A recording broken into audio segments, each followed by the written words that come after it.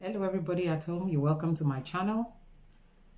Today I'm going to be talking about some reasons why women tend to change their behaviors, or why women's behavior change when they move abroad.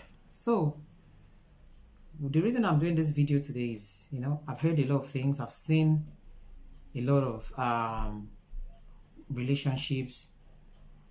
Some are broken down, some at the verge of breaking down because of this issue. So some have seen up close. I've seen some up close, like people who are really close to me, and the things that, they've gone through. So just to clarify, just to point out, this is just my own view, and this is based on what I've seen since I moved to this part of the world 10 years ago. So what are the things that will make wives or women to change in their behavior when they move abroad? I think at this point it is very important to look at our way of life, particularly in Nigeria, where I come from. I think typically within African culture, it is expected that women should respect their husbands, women should be submissive to their husbands, women should be the one holding the home front while the man goes to work. While some will argue that this only happened many decades ago, and that doesn't happen anymore now. Some will argue that these things still happen. There are still marriages where women are expected to be submissive. Women are expected to hold the home front and not go to work, look after the kids, make the babies, cook and clean, while the man goes out there to hustle. So the man having that dominion over the woman. So it's still pretty much happening in different parts of Africa. And like I said, this is from what I have seen. This is my view. You don't have to agree, don't crucify me. You don't have to agree, but like I said, this is my opinion, and it's based on what I've seen firsthand. So it makes me, wonder, why is this a growing problem? Because it's always been, a problem from a long time, and it's still happening now. So I'm going to be looking at some factors I've kind of penned down, and I'm thinking, okay, if somebody did that to me, will I be changing? If, my husband, does this kind of things to me, will it make me turn out this way?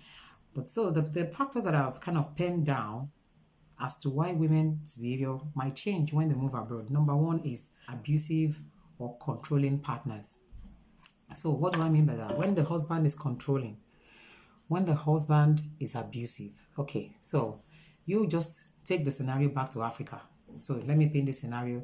Husband and wife with their children living in their home in Africa. The husband tells the wife, you should sit here, you should cook, you should clean, you should not go to work, even though you've gone to university and you have your certificate. You should sit down at home and keep that certificate under the bed and not use it to support yourself. Even though you've got families of your own that are looking up to you and depending on you, the husband wants to be the one who is handing out money to you all the time. So it tells you the kind of friends that you keep.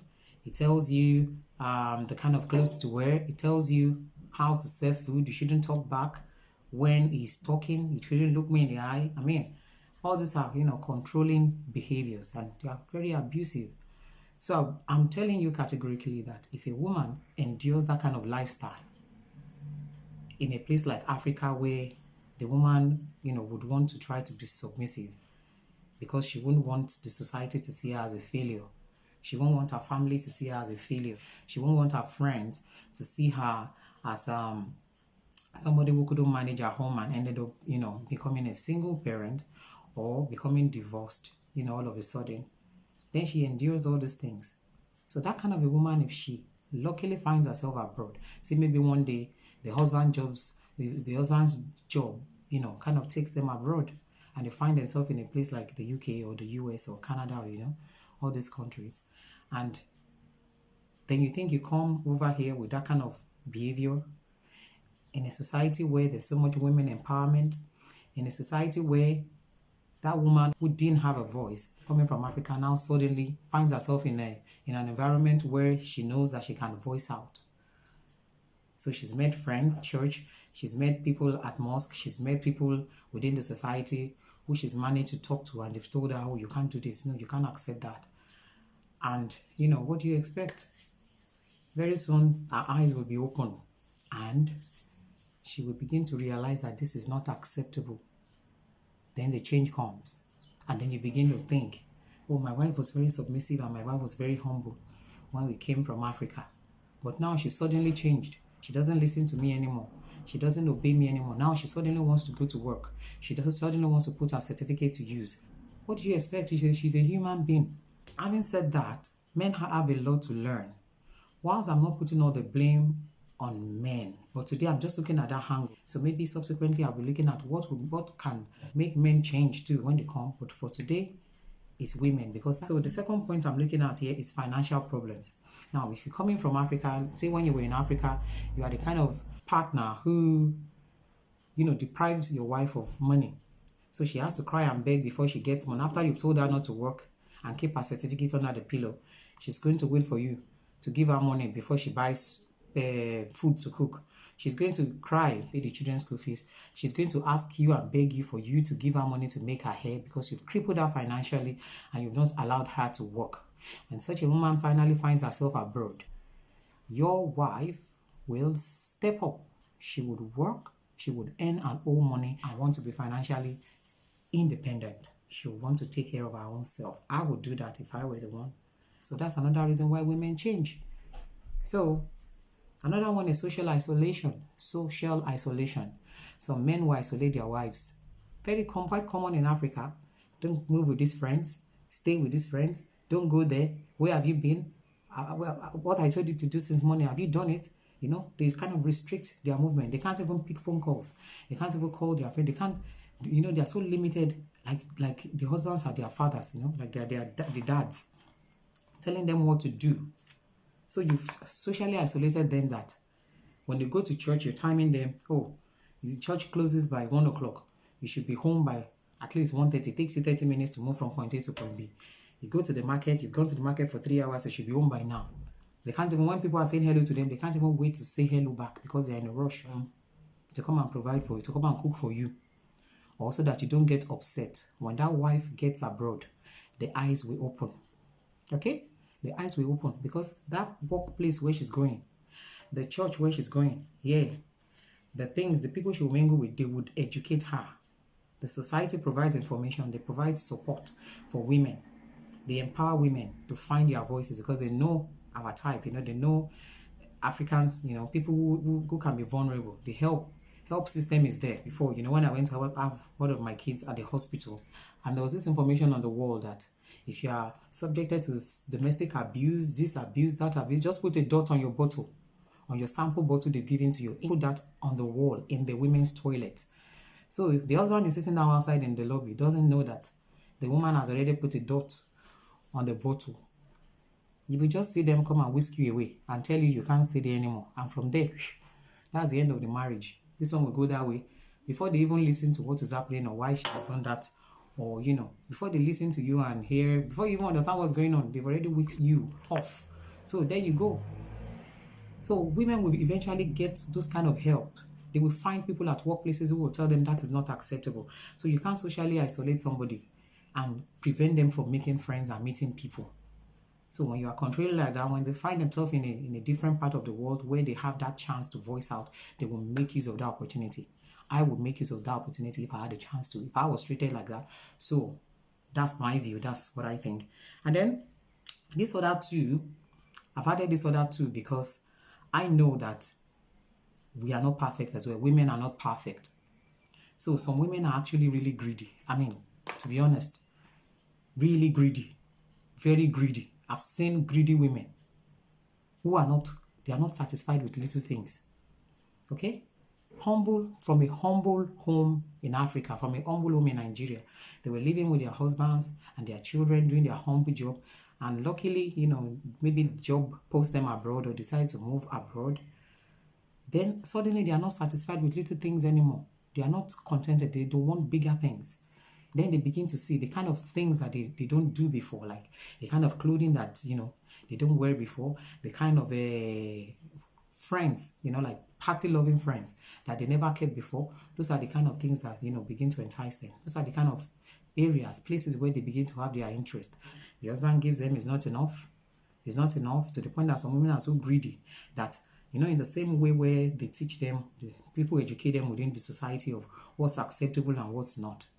In that same way, they will meet people who would, give them the wrong information as well. Maybe right information, but portray it in a wrong way. They receive it in a wrong way, and then they encourage them to say, why didn't you just leave your husband?